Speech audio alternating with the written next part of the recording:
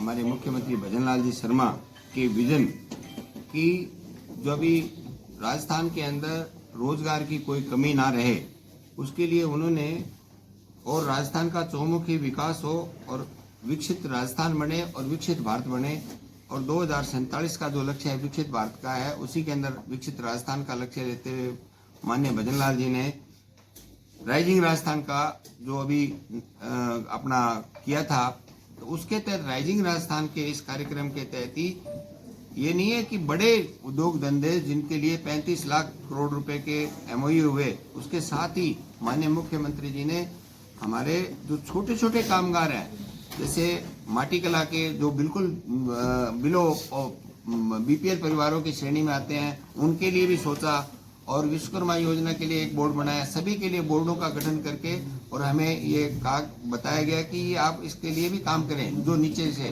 तो उसी के तहत मुख्यमंत्री जी का ये नारा कि स्वरोजगार द्वारा स्वावलंबित राजस्थान बने, और उसके तहत ये छोटे कुटीर उद्योगों का, ताकि वो आगे उद्योग बड़े उद्योगों में भी विकसित हो सके, इसके लिए हम काम कर रहे हैं।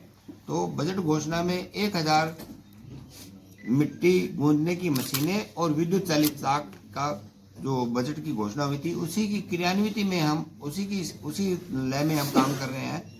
और उसमें प्राथमिक तौर पर इसके 2 फेज, एक में 500 फिर 500 और, तो 500 मशीनों का जो सेट है उसके लिए 50 जिलों के अंदर से 25 जिले चुने, 25 में से प्रत्येक में 20 की लॉटरी द्वारा चयन करना पड़ा हमारे को, क्योंकि फार्म है वो 1000 के बदले में 13,000 लोगों ने आवेदन किया। बड़ी जागरूकता है। जो एक मिथक था कि राजस्थान के अंदर माटी कला को लोग छोड़ रहे हैं, काम छोड़ रहे हैं, तो मुख्यमंत्री जी की इस आह्वान से और इस अगुवाई से जो उनका जो प्रयास है, उससे माटी कला के प्रति लोगों का वापस रुझान बढ़ा है, तभी तो 1000 के बदले में 13,000 फार्म आए। तो हम लॉटरी निकाल रहे हैं।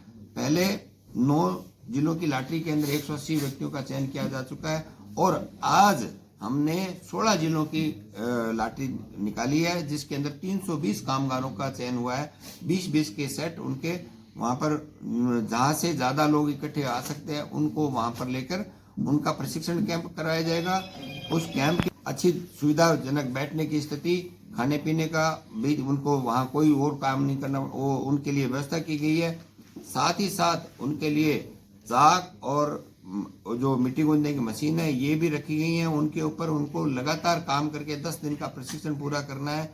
और जो ये आगे मशीनें बांटेंगे, उसके लिए एक अनिवार्य शर्त है कि वो 10 दिन का प्रशिक्षण पूरा करे।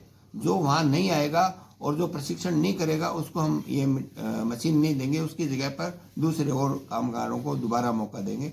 और इसी के साथ ही हम ये इसको आगे मुहिम चला रहे हैं।